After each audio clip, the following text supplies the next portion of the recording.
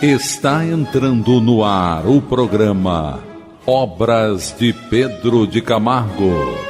Produção e apresentação Moisés Santos.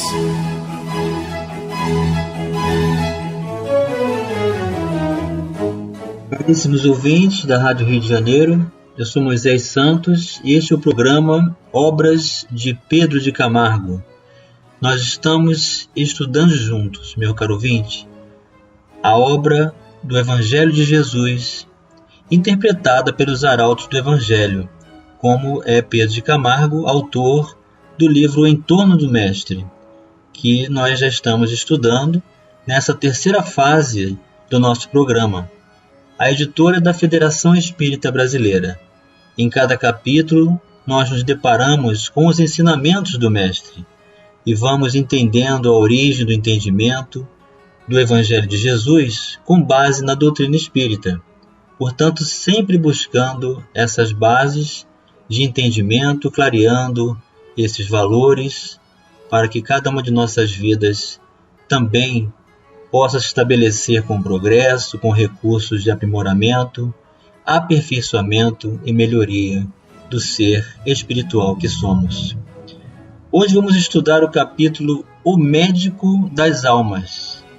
E Pedro de Camargo vem nos trazer uma passagem do Evangelho de Lucas, do capítulo 17, versículos 11 a 19, onde diz assim: De caminho para Jerusalém, passava Jesus pela divisa entre Samaria e a Galileia. Ao entrar numa aldeia, saíram-lhe ao encontro 10 leprosos, que ficaram de longe e levantaram a voz, dizendo: Jesus, mestre, tem compaixão de nós. Jesus, logo que os viu, disse-lhes: Ide, mostrai-vos aos sacerdotes. E em caminho ficaram curados. Um deles, vendo-se curado, voltou, dando glória a Deus em alta voz, e prostrou-se aos pés de Jesus, agradecendo-lhe, e este era samaritano. Perguntou Jesus: Não ficaram curados os 10? Onde estão os outros 9? Não se achou quem voltasse para dar glória a Deus, sendo este estrangeiro? E disse ao homem: Levanta-te e vai, a tua fé te salvou. Então, nessa passagem do Evangelho de Jesus, nós vemos um grande contexto de aprendizado. Eram 10 leprosos. Somente um retornou para agradecer. Somente um reconheceu realmente a dádiva do amor de Deus, restabelecendo sua saúde, porquanto estava realmente conectado com o propósito. Os outros voltaram a realizar seus propósitos imediatistas. E conta também o Evangelho que depois eles voltam a ter as suas enfermidades novamente restauradas ao próprio corpo físico. Então nós temos aqui um contexto da divisão da Samaria com a Galileia, dos samaritanos com os judeus. Jesus não faz distinção a quem quer que seja nesse processo de cura. Vamos elucidar este verso. Elucidando o verso. É da obra A Gênese de Allan Kardec. Em seu capítulo 15, o título é Os Milagres do Evangelho. Subtítulo Curas. O item 17. Allan Kardec vem trazer os dizeres. Os samaritanos eram cismáticos, que significa dissidentes.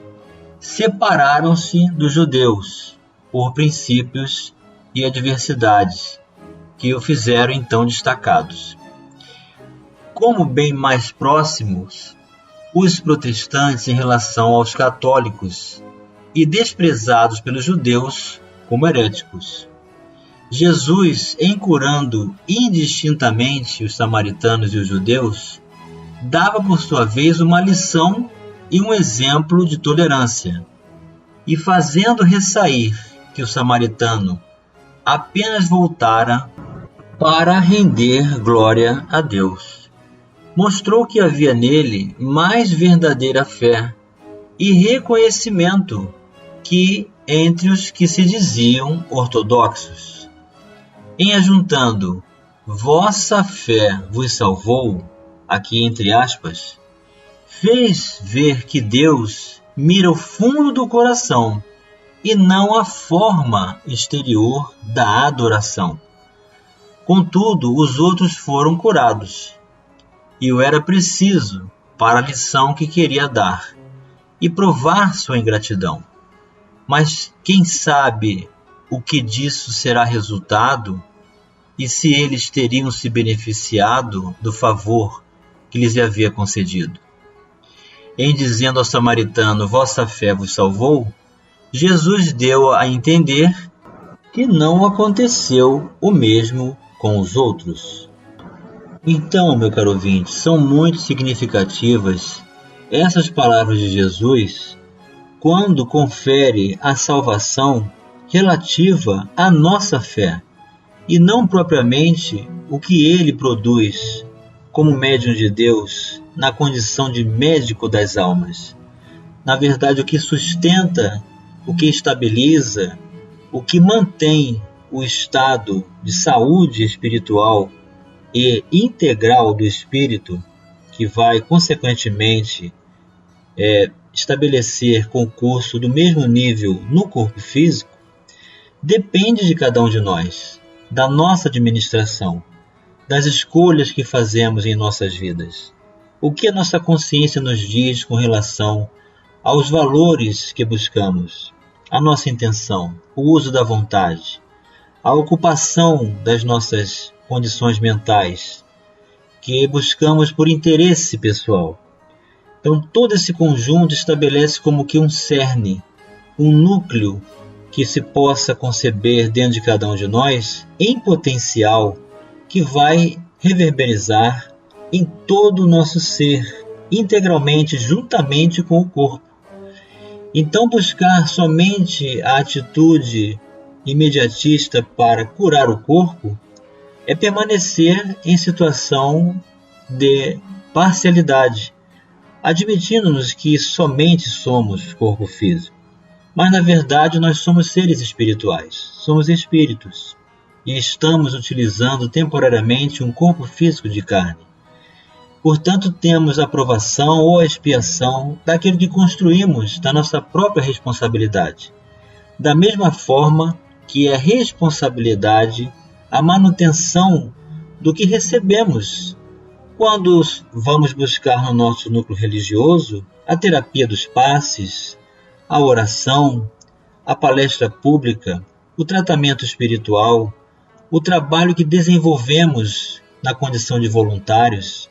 Nós estabelecemos um concurso, uma dinâmica com os valores do espírito que nos tornam aptos a desenvolver valores que estão dentro de nós em estado latente. Então, todos têm um grande testemunho certamente a apresentar quando estabelecemos compromisso no trabalho social, no trabalho de caridade material e aquele que é mais desafiador, que é o da caridade moral, em que consiste em tolerarmos uns aos outros, em perdoarmos uns aos outros, em sermos indulgentes, em desenvolvermos a tolerância também para com aqueles que nos perseguem, que nos caluniam, que nos reprovam, que não nos compreendem. Então, estabelecer todo esse conjunto de valores depende de trabalho, depende de ocupação mental útil no bem. Por isso que Jesus diz, a tua fé te salvou. É o quanto nós desenvolvemos de nós mesmos desta qualidade de sentimento, de convicção, de compreensão do seu Evangelho. E Pedro de Camargo continua dizendo, por que disse Jesus ao samaritano, a tua fé te salvou? Porque a fé nesse crente, em tudo, dissemelhante da dos judeus, ou seja, diferente das que os outros 9 professaram, não sendo gratos, era despida de fanatismo. não se restringia aos moldes estreitos daquela fé convencional da escolástica religiosa. A escolástica religiosa são as estruturas, a doutrina criada pelo homem, estabelecendo mais aparência, mais dogmas, mais condições exteriores do que propriamente o sentimento da fé. A fé daquele samaritano era livre, isenta de peias dogmáticas, escoimada de todos os prejuízos sectários inerentes aos credos exclusivistas. Daí porque ele logrou sentir os eflúvios celestes banhando seu espírito e despertando-lhe no coração os bons sentimentos, dentre os quais se distingue como dos mais belos padrões de nobreza a gratidão. A gratidão, meu caro ouvinte, nós desenvolvemos quando reconhecemos a ação da misericórdia divina em cada uma de nossas vidas. Quantas vezes nós recebemos mais do que merecemos? Esse é o objetivo da misericórdia divina.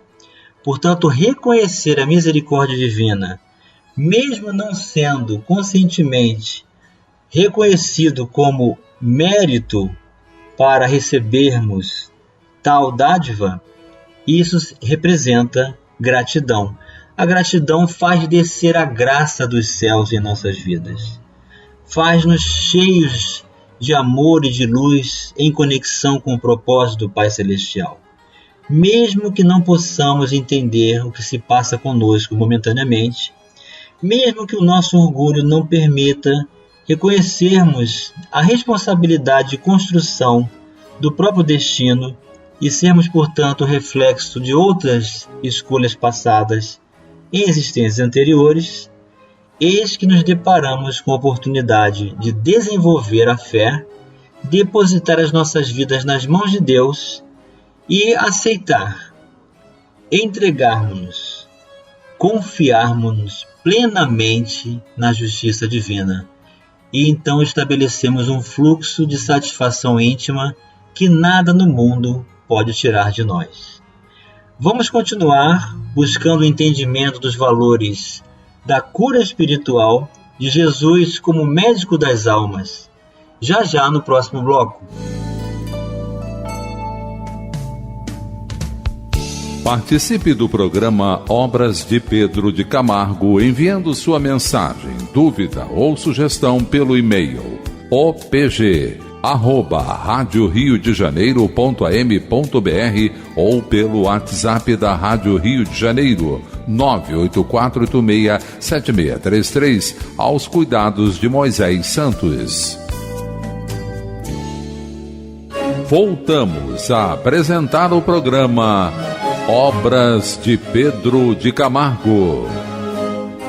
Produção e apresentação Moisés Santos. Caríssimos ouvintes da Rádio Rio de Janeiro, voltamos agora para o segundo bloco do nosso programa de hoje, em que estamos estudando o livro Em Torno do Mestre. O autor você já sabe, é Pedro de Camargo e editora da Federação Espírita Brasileira. O título de hoje trata-se do Médico das Almas. Estamos estudando a cura dos 10 leprosos. Aqueles 10 leprosos que viviam enclausurados, afastados da sociedade, e quando souberam que Jesus ia passar entre a Samaria e a Galiléia, eles se apresentaram e de longe gritaram pedindo que Jesus os curasse. E os 10 foram curados por Jesus, mas somente um retornou para agradecer. Consta que este manteve a sua saúde de forma integral, porque manteve-se grato perante a condição de cura. Mas Jesus também não deixou de relatar que foi a fé dele que o curou. Então é a nossa fé que nos cura, meu caro ouvinte, independente de títulos, independente de rótulos, seja qual for a sua religião, o que vale mesmo é a nossa conexão de receptividade com esses eflúvios curadores que Jesus, como médico das almas, tem para oferecer para cada um de nós.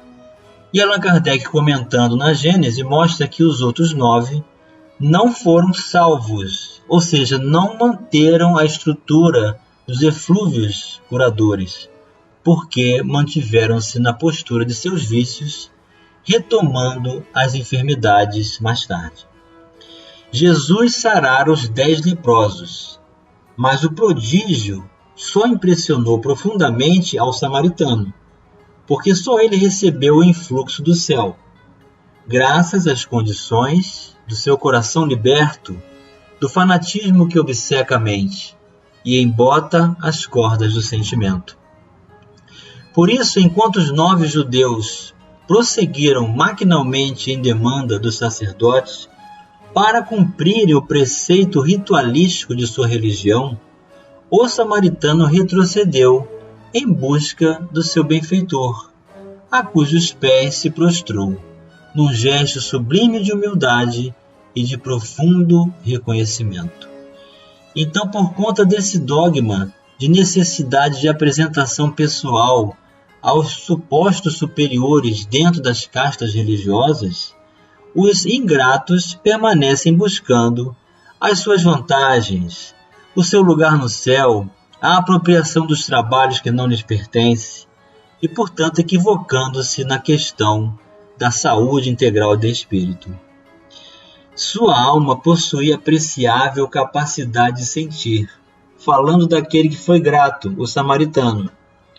O benefício recebido encontrou eco em seu coração suscetível de apreciar o bem e capaz de experimentar as emoções suaves e doces que o bem gera e acoroçoa, ou seja, que protege e mantém. Concluímos do exposto que o maior benefício que recebemos através de uma graça que nos é concedida não está propriamente no objeto alcançado, mas no reconhecimento que o fato pode despertar. A gratidão é o elo indissolúvel que une o beneficiado ao benfeitor. Vamos buscar as diretrizes libertadoras em O Evangelho segundo o Espiritismo. Diretrizes libertadoras. É do capítulo 26 do Evangelho segundo o Espiritismo, cujo título é Dai gratuitamente o que gratuitamente recebestes. O item 10. A mediunidade é coisa santa, que deve ser praticada santamente, religiosamente. Se há um gênero de mediunidade que requer essa condição de modo ainda mais absoluto, é a mediunidade curadora. O médico dá o fruto de seus estudos, feitos muitas vezes à custa de sacrifícios penosos. O magnetizador dá o seu próprio fluido, por vezes até a sua saúde. Podem pôr-lhes preço. O médium curador transmite o fluido salutar dos bons espíritos. Não tem o direito de vendê-lo. Jesus e os apóstolos, ainda que pobres, nada cobravam pelas curas que operavam. Procure, pois, aquele que carece do que viver, recursos em qualquer parte, menos na mediunidade. Não lhe consagre, se assim for preciso, senão tempo de que materialmente possa dispor. Os espíritos lhe levarão em conta o devotamento e os sacrifícios, ao passo que se afastam dos que esperam fazer deles uma escada por onde subam. Então eis aí, meu caro ouvinte, o que a doutrina espírita nos ensina com relação ao voluntariado do trabalho na mediunidade. Não pode ser comercializado, não pode ser cobrado. O voluntário na casa espírita, o médium que impõe suas mãos para curar, ele está doando o que está recebendo, ou seja, a faculdade mediúnica de conectar-se com o alto e também beneficiar-se desse trabalho. Assim, pois, quando o pecador tem capacidade moral para sentir o benefício que lhe é outorgado, fica por isso mesmo em comunhão com o céu, e nisto consiste o sumo bem conquistado. Jesus curava o corpo, visando redimir o espírito. Daí seu contentamento, verificando que ao menos num dentre os 10 leprosos beneficiados havia atingido o alvo visado em sua missão. Vamos elucidar estes conceitos. Elucidando conceitos. O Livro dos Espíritos, em sua quarta parte, a questão 964, Allan Kardec faz aos espíritos. Mas será necessário que Deus atente em cada um dos nossos atos para nos recompensar ou punir? Esses atos não são, na sua maioria, insignificantes para Ele? Deus tem suas leis a regerem todas as vossas ações. Se as violais, vossa é a culpa.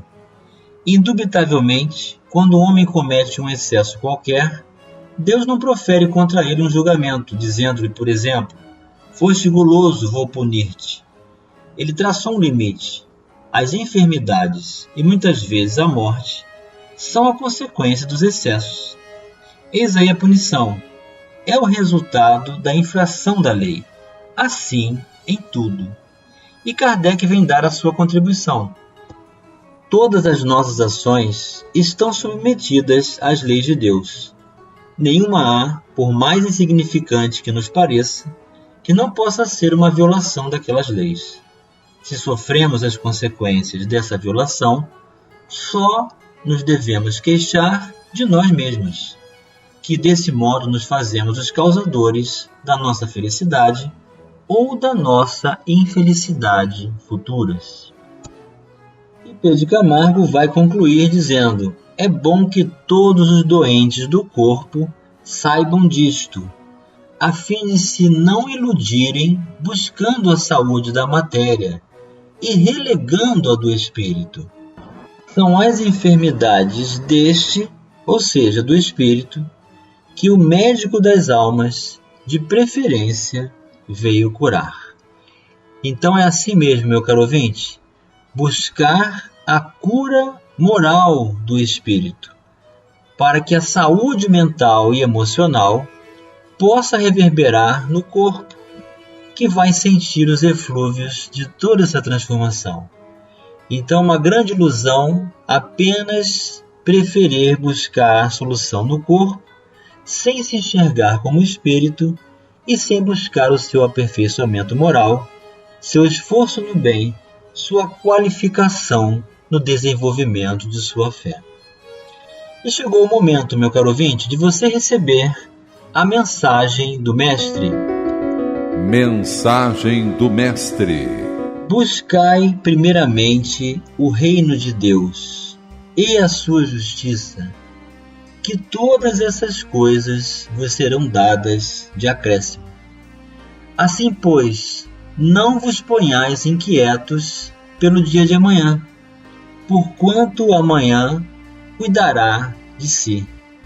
A cada dia basta o seu mal. Mateus capítulo 6, versículos 33 e 34.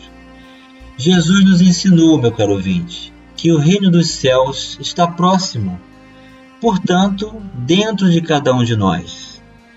Deus se manifesta pela sua criação e nos oferece todos os recursos favoráveis para a administração, manutenção e êxito da conquista de sucesso em cada uma de nossas encarnações, buscando suportar as provas, buscando superarmos os momentos de expiação, tirar aprendizagem de todos os recursos pedagógicos e estímulos que Deus permite que chegue até nós. Busquemos a cura, tanto do espírito quanto do corpo, mas não nos esqueçamos que, primeiramente, temos que buscar a construção desse reino de amor dentro de cada um de nós. É Ele que vai fazer a permanência, é esse que vai estabelecer o concurso real das nossas condições de saúde integral de espírito. E então o corpo também vai restituir-se e restabelecer-se também com saúde, da mesma forma. Então busquemos a saúde mental para que a saúde do corpo também permaneça hoje e sempre em nossas vidas, com muitas bênçãos, com muita luz e muita paz em sua vida hoje e sempre, meu caro ouvinte. Um grande abraço e até o próximo programa. Você ouviu o programa Obras de Pedro de Camargo. Produção e apresentação Moisés Santos.